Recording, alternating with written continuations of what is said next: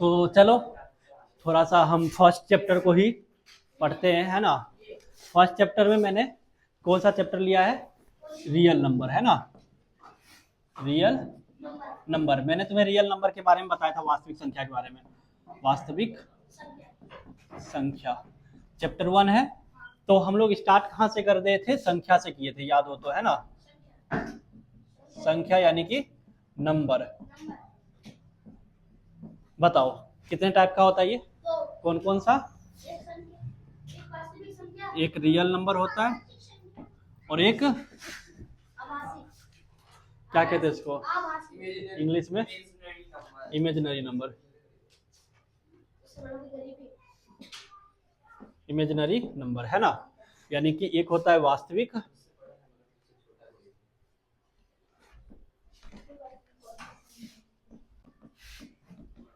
वास्तविक संख्या, और एक होता है आभासी संख्या, है ना, या काल्पनिक संख्या। ठीक है। अब काल्पनिक तो वहीं खत्म हो जाता है, अभी हमें काल्पनिक के बारे में कुछ नहीं पढ़ना है। 11th में जाएंगे तो हम लोग पढ़ेंगे इसके बारे में। आयोटा वगैरह आ जाता है, जैसे रूट अंडर में -2 है तो ये हो गया काल्पनिक संख्या। मतलब कोई भी संख्या रूट के अंदर है और माइनस में है तो वो काल्पनिक है, क्योंकि रूट के अंदर में माइनस का संख्या नहीं हो सकता है। रूट अंडर में -4 लिख दिया, काल्पनिक है। रूट अंडर में -7 लिख दिया, काल्पनिक नंबर। ये नंबर एग्जिस्ट ही नहीं करता है। ठीक है। इसके बारे में हम लोग पढ़ेंगे 11th क्लास में जाएंगे तब, कि रूट अंडर 4 है तो 4 आयोटा हो जाएगा, ऐसे 2 आयोटा हो जाएगा। ये है तो इसको रूट अंडर 2 आयोटा हो जाएगा। ये सब चीजों के बारे में हम 11th में पढ़ेंगे। अभी के लिए कि अब अगर कोई ऐसा आ गया कभी भी रूट अंडर में -3 आ गया तो तुम समझोगे ये नंबर एग्जिस्ट नहीं करता है, कोई वास्तविक हल नहीं है, कोई वास्तविक हल नहीं है। रियल नंबर पे आते हैं। तो रियल नंबर कितने टाइप के होते हैं? रियल नंबर क्या क्या हो सकता है? या तो रियल नंबर अगर कोई है तो या तो वो रेशनल होगा या फिर इरेशनल होगा। देखो, संख्या, नंबर, वास्तविक संख्या, आभासी संख्या। आभासी है तो बात खत्म हो गया। आभासी को कैसे पहचानेंगे? रूट के अंदर में माइनस में है तो। वास्तविक संख्या या तो रियल रेशनल होगा या फिर इरेशनल होगा। रेशनल नंबर होगा या फिर इरेशनल नंबर होगा। रेशनल नंबर बोले तो हिंदी में परिमेय संख्या होगा, परिमेय संख्या होगा या फिर अपरिमेय संख्या होगा, अपरिमेय संख्या होगा, है ना। यही दो हो सकता है। तो परिमेय किसे कहेंगे, अपरिमेय किसे कहेंगे? तो परिमेय संख्या उसे कहते हैं जिसे पी बाई क्यू के रूप में दर्शाया जा सके। ठीक है। परिमेय संख्या किसे कहते हैं? जो से हम पी बाई क्यू के रूप में दर्शा सके और क्यू 0 के बराबर ना हो, उस सभी संख्या को क्या कहते हैं हम लोग? परिमेय संख्या कहते हैं। कुछ भी। क्या भैया 4 परिमेय संख्या है? हाँ है। तो क्या इसे हम पी बाई क्यू के रूप में दर्शा सकते हैं? हाँ दर्शा सकते हैं, है ना। इसके नीचे कुछ नहीं तो 1 लगा करके। क्या भैया -8 परिमेय संख्या है? हाँ है। क्यों है ये परिमेय संख्या? क्योंकि इसके नीचे कुछ नहीं तो 1 हम लगा सकते हैं। क्या भैया -2.5 परिमेय संख्या है? हाँ है। कैसे कर सकते हैं? पॉइंट हटा दिए, बटा में 10, 25/10। इस चीज को हम 2.5 को 25/10 लिख सकते हैं। 25/10 क्या है? परिमेय संख्या है। समझ गए ना। तो परिमेय संख्या, सभी नंबर परिमेय संख्या है। अब जो परिमेय संख्या नहीं है वो क्या है? वो अपरिमेय संख्या है। जो परिमेय संख्या नहीं है वो अपरिमेय संख्या हो जाएगा, यानी कि इरेशनल नंबर हो जाएगा। जैसे भैया, जैसे रूट का कोई सभी संख्या, रूट में कोई सभी संख्या, रूट अंडर 2 अपरिमेय संख्या है, रूट अंडर 4 अपरिमेय है कि नहीं है? नहीं है। क्यों नहीं है? क्या क्या सोल्व क्या किया जा सकता है? रूट से बाहर निकाल सकते, ब्रैकेट नहीं, रूट से बाहर निकाल सकते।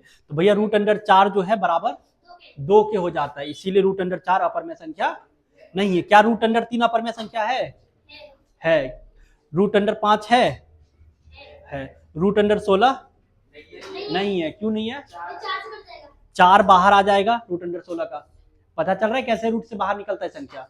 पेड़ लगा करके, है ना। जैसे 4 है तो 4 को हम क्या लिख सकते हैं? रूट अंडर 4 बराबर रूट अंडर में 2 गुना 2 लिख सकते हैं ना।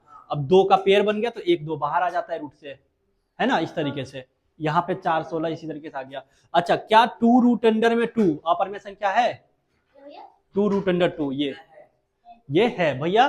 कोई सा भी रूट के अंदर है, उसके बाहर में कितना भी जोड़ा है, घटाया है, कुछ भी कर रखा है, वो अपरिमेय होगा ही, वो इरेशनल नंबर होगा ही होगा, है ना। क्या रूट अंडर 2 प्लस का 1 ये अपरिमेय संख्या है? इरेशनल नंबर ये इरेशनल नंबर है कि नहीं है? इरेशनल नंबर है। कुछ भी किया जाए, रूट अंडर 2 है, रूट से बाहर नहीं निकल सकता, इसमें कुछ भी जोड़ लो घटा लो कोई फर्क नहीं पड़ता, ये इरेशनल नंबर है। तो हम इस चैप्टर में यही चीज के बारे में पढ़ेंगे कि प्रूफ करो कि ये इरेशनल नंबर है। ठीक है, तो किसी भी इरेशनल नंबर में कुछ भी जोड़ दो घटा दो कुछ भी कर लो, वो इरेशनल है तो इरेशनल ही रहेगा। तो कभी भी समझ में आ गया इरेशनल नंबर क्या होता है।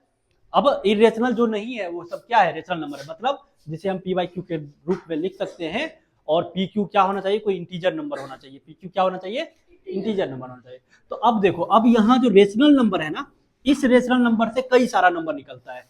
इस रेशनल नंबर से निकलता है सबसे पहले कौन, इंटीजर नंबर। इंटीजर नंबर यानी कि पूर्णांक नंबर, पूर्ण अंक जिसका पूरा अंक हो। और एक निकलता है इससे डेसिमल नंबर,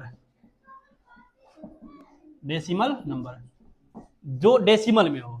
अब पूर्ण अंक मतलब 2, 4, -3, -5 कुछ भी हो सकता है। और डेसिमल मतलब 2.5, 3.6 इस तरीके का है ना। तो जो रेशनल नंबर है वो दो ही तरह से हो सकता है, या तो पूरा पूरा अंक में होगा या तो डेसिमल में होगा। रेशनल नंबर जो है वो दो ही तरीके से हो सकता है, या तो पूरा अंक में होगा या फिर पूरा डेसिमल में होगा। अगर डेसिमल में हो गया तो डेसिमल नंबर कहेंगे उसको। अब पूर्णांक है, पूरा अंक है तो पूर्णांक कहेंगे, यानी कि इंटीजर नंबर कहेंगे, पूरा पूरा इंटीजर।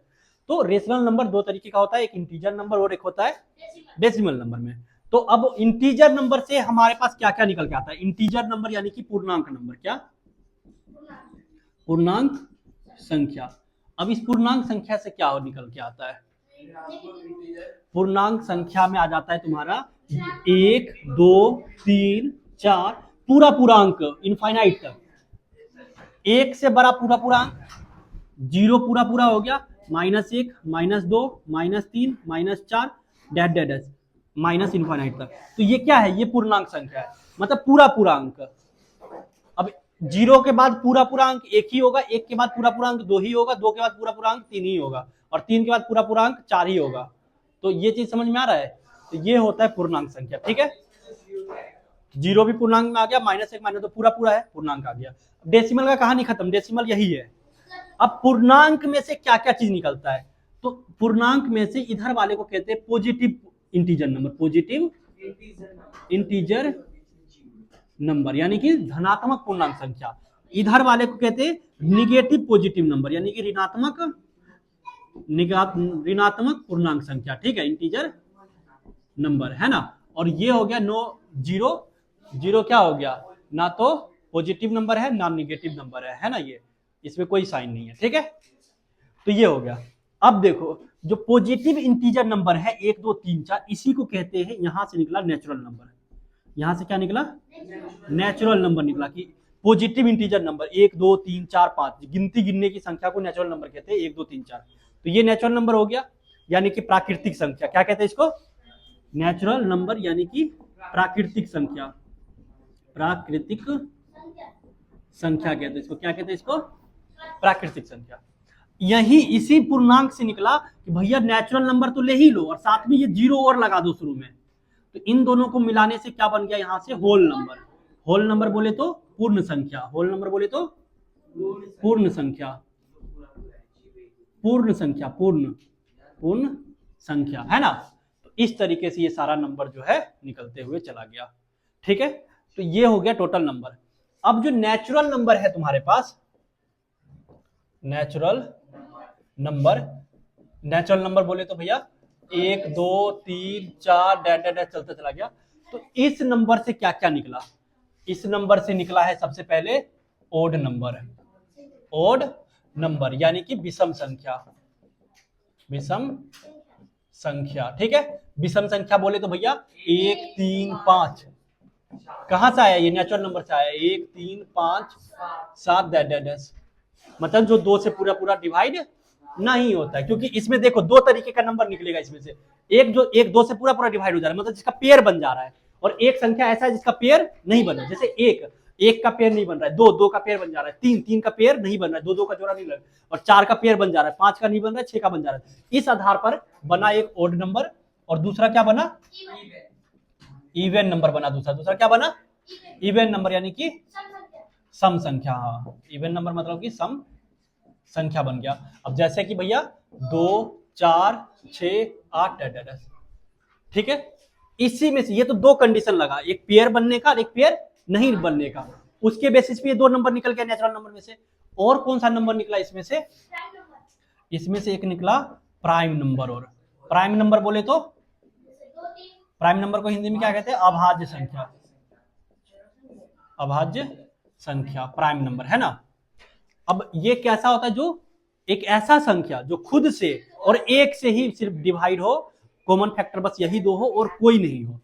तो सबसे छोटा अभाज्य संख्या 2, 2 के बाद तुम बताओ?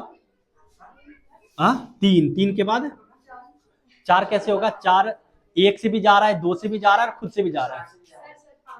5, 5 के बाद 7 के बाद दीदी तुझे तो पढ़ा रखा हो, तू क्यों गलती कर रही है? 9 क्यों होगा? 9 होगा? क्यों नहीं होगा? एक से भी जा रहा है, 2 खुद से भी जा रहा है, 3 से भी चला जा रहा है, कटता है। तो 9 के बाद 11, 11 के बाद 13 होगा, 13, 13 के बाद 15 होगा ना? 15 13 के बाद 17, 17 के बाद 19, 19 के बाद 21 होगा, 21 के बाद 23 होगा। नहीं, 21 नहीं होगा सर। और 25 होगा? 25 भी नहीं होगा सर। 26, 27, 28, 27 होगा। 27 3 के टेबल में नहीं आता है। तो 30 होगा? 29, 29 सही बोल रही है, 29। 29 होगा। 29 के बाद 31 होगा?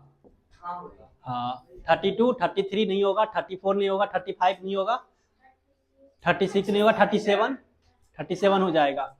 तो 37 है। ठीक है, समझ में आ गया ना? तो ये प्राइम नंबर होता है। प्राइम नंबर के बाद फिर क्या आया? Composite number. क्या आया फिर? Composite number. कंपोजिट नंबर बोलने का मतलब क्या है? भाज्य संख्या। कंपोजिट नंबर मतलब भाज्य संख्या है ना। कंपोजिट नंबर का मतलब भाज्य संख्या है ना।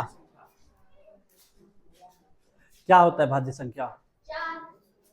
सबसे छोटा भाज्य संख्या 2।